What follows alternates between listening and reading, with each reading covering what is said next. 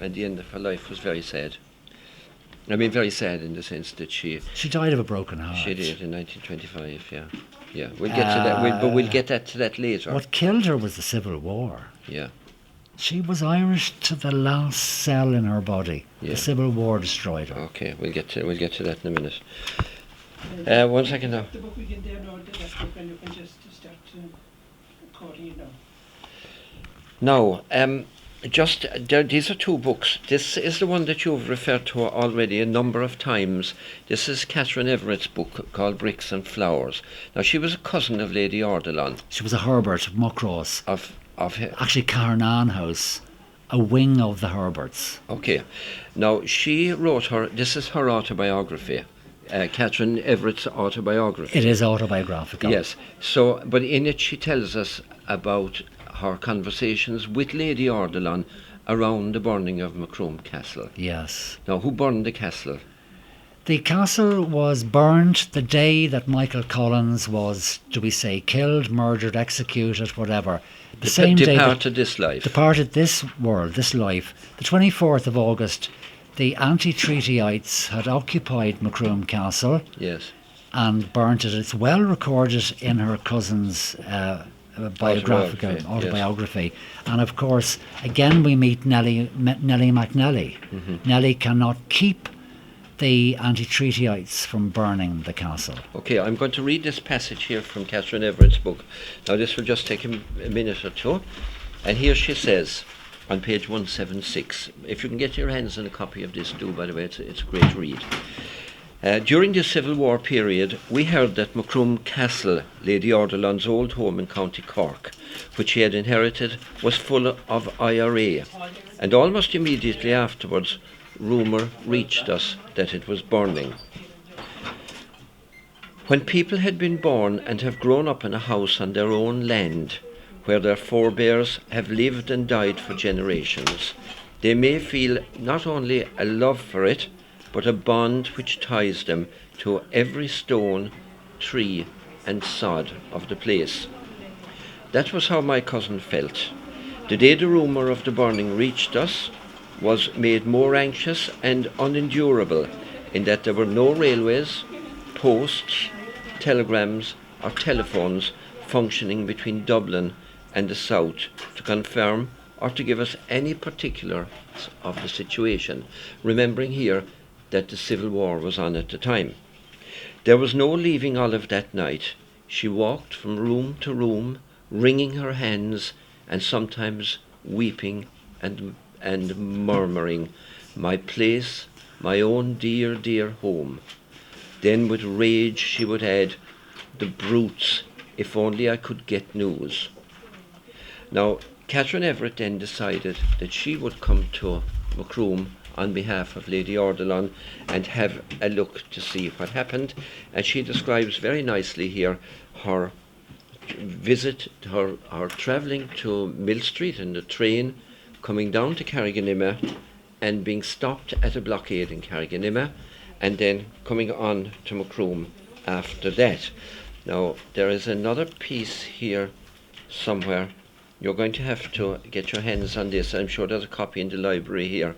But it talks about what she saw when she arrived at the castle. We might find that in a few minutes, Ted. But it was obviously Lady Ardilaun had a great feeling for the place. I mean, if we can introduce her letter here, dated the 23rd of January, she says, "I am the direct descendant of Cormac Lloydra McCarthy, born in 1411. That the castle, it has always remained in the possession of families allied by blood, except during periods of confiscation, after which it always came back to the McCarthys."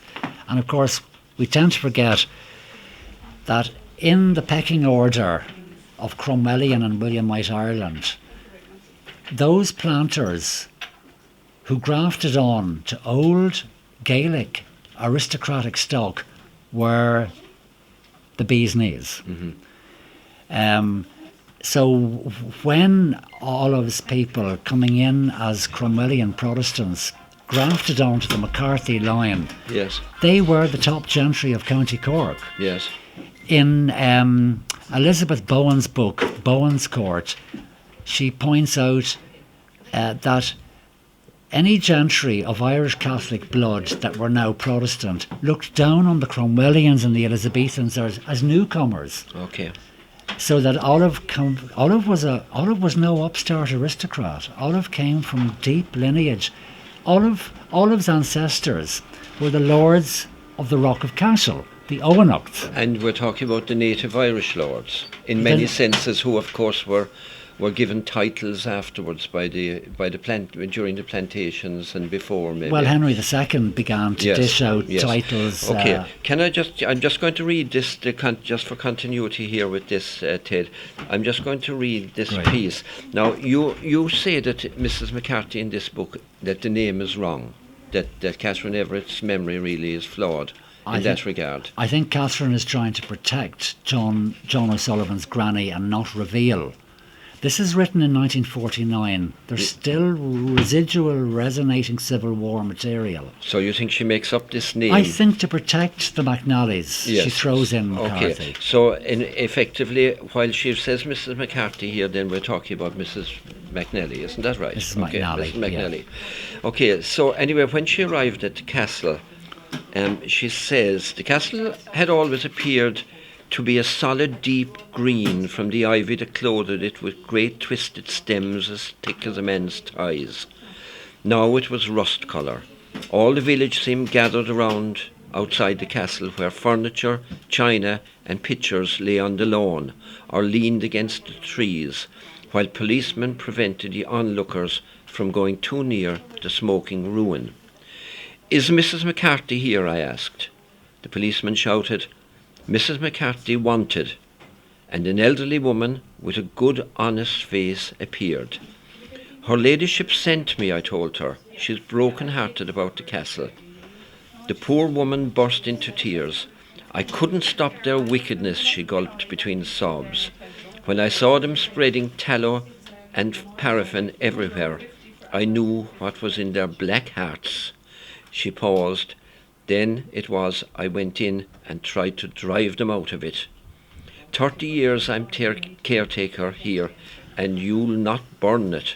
And the answer I got was for one of them to strike the match in my face, which I struck out of his hand and put my foot on the light.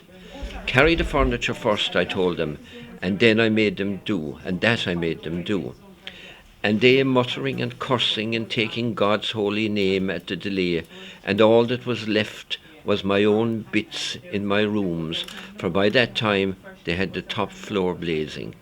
Well, I got her ladyship's things out, and Cromwell's cannon balls, for she laid great store on them. The next 24 hours were spent in turmoil.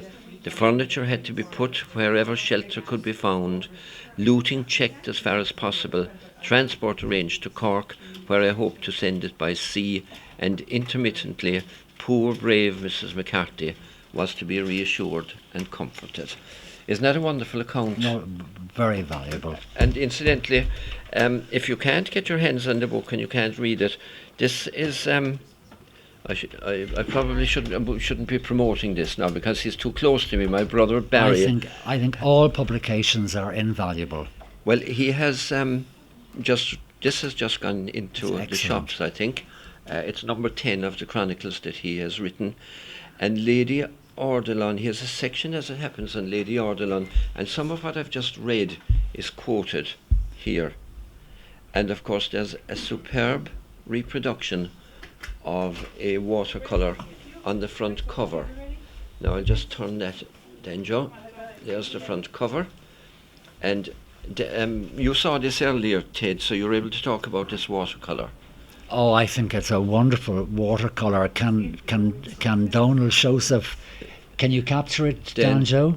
Yeah, he's getting it. He's fine. So you talk about it, maybe. Okay, what's interesting here is St. Coleman's Church of Ireland, the oldest building definitely that I know of. Okay, we'll just stay with this and then we'll talk about it afterwards. This is taken from coming in from the west, from Kerry, over the 9-arched bridge a medieval bridge, and on the right is the castle. Now, what's interesting about this castle is there's no tower, which now dominates Burke's garage. Okay. There's no tower there. So that suggests what? Oh, the tower was an embellishment in the castle was re-embellished, and a lot of the trees added to on the elevation of Victoria to the throne. Was it 1830? 1835, I think, but I'm not certain. The Loyalists used to mark the 12th of July on the birth of King William of Orange on the 4th of November. But when the new monarchy came into being, there was all the loyal estates were embellished. But I think what's important here... Let me take the book again, Ted, so that we can see it. Yeah, the tower on Castle Street is not there. Is not in existence. It came later. So that became as a folly, effectively. A folly... To embellish the appearance of the castle. Coming from the west. Coming from the west. Yes. So what we now see coming across the bridge in Macroom, you tell me, is something that was built in the middle of the 19th century. It's new. It's new. It is no part of the McCarthy Castle that Hedges Eyre purchased in 1707 from the Cromwellian Bank. Okay, right. Now let's see if but we can... But also, Jonathan Swift makes no reference to a third tower house. Yes, and there were definitely two within the new building. His Munster Travels 1723 is a very, very good description of the castle. It dominates, he says, the village of Macroom. So obviously at that stage we didn't have the Georgian 3-storey buildings on the square. Yes. There would have been 1- and 2-storey small houses. Yeah, things would have been very primitive really at that stage. Yes. Now, Ted, we can't wrap this interview up without talking about the Church of Ireland in Castle Street, which Lady Ardilaun herself had a hand in or an interest in. Can you maybe if I hold this up? Yeah. Here we go. This photograph was taken by fortunately by a good camera owned by an assistant principal in this town in 1990. The day it was deconsecrated and physically handed over to the Urban District Council in Macroom. What is relevant here in this picture, firstly, is that the baptismal font in the foreground, according to the Reverend Brady, yes, whose son was interviewed in detail in the late 60s. Yes, Stephen. Mm-hmm. And it was through Stephen we know that this was the original font from the time of when it was a Catholic place of worship. And that it remained the same font down through all of the various Protestant rectors and vicars, starting with Richard Browne, the Reverend Richard Browne, who arrived, I think, around 1667 and had 21 children. He was the rector of Macroom. He built Cooke House. And I would say every Browne in Macroom town is of the lineage of the Reverend Richard Browne. I'm told that by a number of people. Sir Harry O'Leary, the brother of Joan Cronin. Yes. Teddy and Joan Cronin. Hello, Teddy and Joan. They, very proud, Henry Browne, the haberdasher, the draper, they're very proud to claim lineage because there was no other Browne. Now, in a lovely book printed, The History of the Browns of Macroom, which is in this library for a reference book, it talks of another Browne family. Let me go back here. Caretaker Castle was granted by the Hollow Sword Blade Company, the HSBC company, now called the Hong Kong Shanghai Bank. It was granted to the family of Masters. And the Masters moved in to Caretaker Castle, which is now standing in Inchigeelagh, and they built Castle Masters, a 5-gabled mansion. Yes. Their daughter, Mary Masters, married one of the Browns of Macroom. But he died, and Mary died.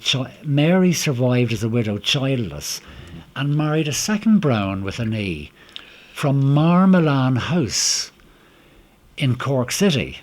Now, these are two different Browns.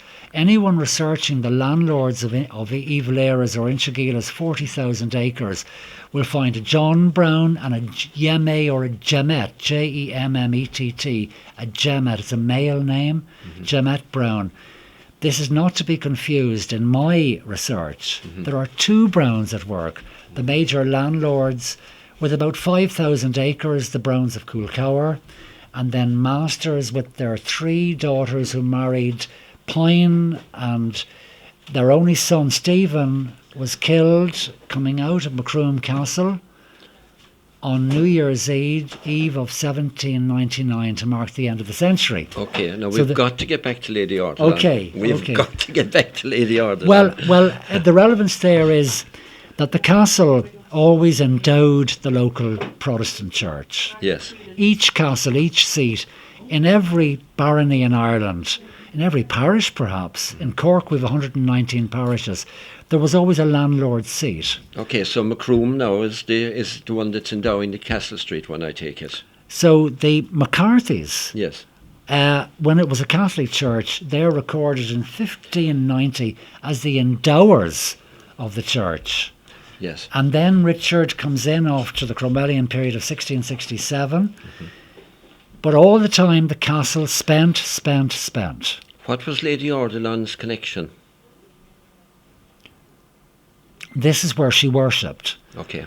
And if you look carefully at the plaques and the most beautiful stained glass, although it is in danger, much of the stained glass is slipping, I'm afraid to say. The plaques have been taken off the walls with two exceptions. The Reverend Brown's plaque of 1730 and Olive's sister Jane Gore, Lady Jane Gore, that's still on the wall, that's it there. So Olive's connection with this is this, firstly, where she worshipped, she spent on the castle, she brought in electricity. On the church? On the church, she brought in electricity. She laid down the beautiful Italianate caustic tiled floor. Now, it was in 1828. We'll put this up again in a second. Yeah. It was in 1828 that the apse, the extension to the altar, this was a wall here before 1828. Okay, and I'm going to show that in a second. It's called the apse. So, Ted, you're talking here about this holy water font, which you've already mentioned. It is you're safe. You're talking about the it tiles. It is still safe, yes. The tiles. Tiles were ripped up and poured into the crypt. The tiles. And that was done when it was taken over by the Urban Council, unfortunately. Unfortunately. Yes. And you're saying that this was the end wall of the church That here, was the end wall. but that this section was built on subsequently. And as the Reverend Brady used to say in the 20s, according to his son Stephen, the Reverend Richard Brown was buried originally 100 years earlier under the altar, but the altar didn't exist. There was a wall there. That was outside. Outside. So that now Richard Brown, lying under the altar, looks up. If you look carefully, this is a blue, starry firmament. In fact, the ceiling over the altar is the planets of the longest day of the year. What you can see from Macroom on the longest day of the year, St. John's Day, 21st of June, are recorded. The planets, the sun, the moon, okay, and the position of all the constellations, so that Richard may, on the day of the resurrection, he may rise and see the holy heavenly Arabian blue firmament with golden stars. Okay, now we're going to have to wrap this up. Here we go. Now, I'm going to kick for touch with this, if I may. Lady Ardilaun left Macroom, went to Dublin, lived in St. Anne's to a large extent, came to Macroom, as you've outlined. Every Christmas. Also went to Ashford Castle. And brought gifts to the poor of the town. Okay. And we know that we've got contemporary evidence here in this book to show how much dearly she loved the castle and loved the area. Now, after that then, her husband, of course, died, and she continued to live on, essentially in Dublin. She got her title from her husband, Lady Ardilaun. And in fact, her married name was Olivia, at least her birth name was Olivia, not Olive, I think. Olivia Charlotte. Yes, Olivia. So Yes. there's a very nice passage that I've read. It's not in this book, but I've read it about the end of her days in St. Anne's Park in Dublin. We're calling it St. Anne's Park now because it's now a public park. By the way, you did mention that she had a huge interest in horticulture, and she developed. She developed. We know and mentioned already on local television the Ardilaun rose. And the Ardilaun rose is now planted in the grounds of McEgan College, presented by the Enterprise Board to the I suppose it's in there because they're in there for safekeeping, and they're just a beautiful old rose planted against the gable end wall facing the castle gate. Go and see it next summer. Go and see those next summer if you can. But Lady Ardilaun, essentially her life was very sad after the burning of the castle. Yes, I reckon she would have slipped into a sort of a manic depression. It was in the family. Remember, if you look back, cousins were marrying cousins. Yeah. No, we're not. And there was an innate endemic depression. Her brother, the fourth Earl, died in a mental asylum, and now her castle was gone. She had signed over her castle in December of 1924. She was dead in a few months. Yes. And I did read that towards the end of her life, that even the house in St. Anne's Park, although she still was relatively wealthy, her husband had given up his position as head of Guinness, had died at that, of course, subsequently. I think I read somewhere that had something to do with an objection she had to alcohol. Have you come across that? She was in this town. She was in this town. What is this and coming? Her coach and six were heading, I was told, on Christmas Eve. Yes. And outside, was it the Widow Gould's? Yes, keep going. What was Penn's Hotel now? Yes. She saw a man, and she stopped her coach, and she asked her coachman, go over and, is that a dead man, or what's wrong with the man? And her coachman stood up, the poor man, and he dropped a big glass bottle of stout which smashed. And Olive then realised that all of the stocks and shares and great wealth of the Guinnesses had come through alcohol and was causing alcoholism. And within 1 week, Arthur had completely had sold all his shares, but Olive never drank. She had I suppose a fear. Yeah, she didn't like alcohol, in fact. So No. she lived on then in St. Anne's Park for a She period of lived on time. with- The house kind of went into disrepair a bit, and we're told that in the winter months, when there were even leaking roofs there at that stage, she went to the Shelbourne Hotel with her maid and spent a lot of the cold winter there. And eventually, of course, she died in 1925. Now, there is a little bit of dispute about the date of her birth, I think. You are Date of her saying... death or Of her birth? death, I beg your pardon. Death, it is Of her the death. 13th of December 1925. We have that on the record from the castle housekeeper down to John O'Sullivan through his mother. Okay, but in fact a lot of the printed literature puts it at the 13th of September. But in any case, this is the 90th year of her death, 90th anniversary of her death. John O'Sullivan, who would have most knowledge Yes. on this subject and who's been very generous with his knowledge. He always has held, born 1850, the 25th of August, and passed over from this world on the 13th of December 1925. I wanted to add something else, Brendan, lest the people think we're revisionist, that we want to bring back gentry and we want to put Ireland back in under the crown, whatever. We're describing a period in Irish history that has been suppressed since partition. And I wouldn't be sitting here if that were the case, by the way. And tell me what is that? Well, what I'm saying is I have no interest in bringing Ireland back under the crown, I assure you. Oh, very, very good. Yes. I don't think Ireland will go that way. We're looking at our history, really. We're looking at our history, but we're also looking at that other Ireland that has been forgotten. It parallels, I suppose, the Republican and the other side. But Ted, we're going to have to leave it. We really are. Yes. You have an event coming up on Saturday the 5th of December. Next Saturday.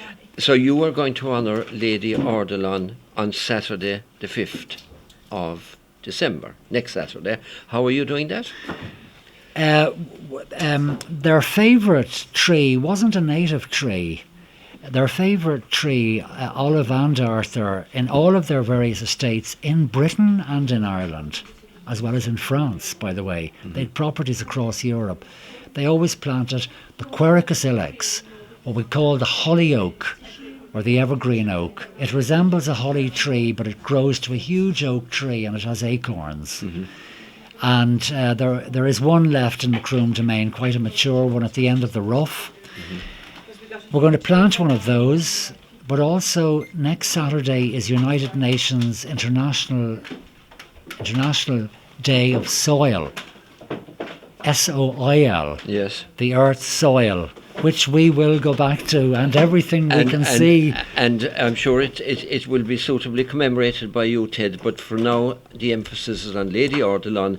You're inviting the public to come along at 12 o'clock midday on Saturday the 5th of December. Below the clubhouse on the 2-acre site that the trustees have loaned Conor O'Callaghan, the master's student in arboriculture, yes, and Buckley's son, yes, and myself have taken a letting of 2 acres and we're creating a native woodland in honour of Ardilaun. We started nearly 2 years ago, and that is our contribution to her memory, and I'm very pleased that we're in a position to recall Lady Olive Ardilaun. I do a lot of work in the north, Brendan, on cross-community work, and sadly it is believed that their memory has been, that the memory of Protestant Ireland has been swept away and buried and destroyed. Yes. It has not. Well, I think there's more. I think there is more enlightenment now, and I think that since the commemoration, for instance, of the war, you know, where you could not have walked in the street with a poppy, for instance, wearing a poppy in the past. Now I think people want to honour their dead Irish people who fought bravely, and there is a kind of an opening up and a kind of a willingness to know the full story. A maturity. All right, thank you. Thank you. And with that very wise word there from Ted, I had no idea that this interview was going to last this long. Apologies to Denjo, who's going frantic over there because the batteries in his camera are going to run out, and that's the second lot of them. We probably will bring this interview to you in over a couple of nights because it is quite long. Maybe when you're listening to this, we'll already have done so. Fantastic store of knowledge in the head of Ted Cooke. It's wonderful that he has this level of interest, that he is recording this history so thoroughly and so well, and we thank him for coming along and sharing it with us today.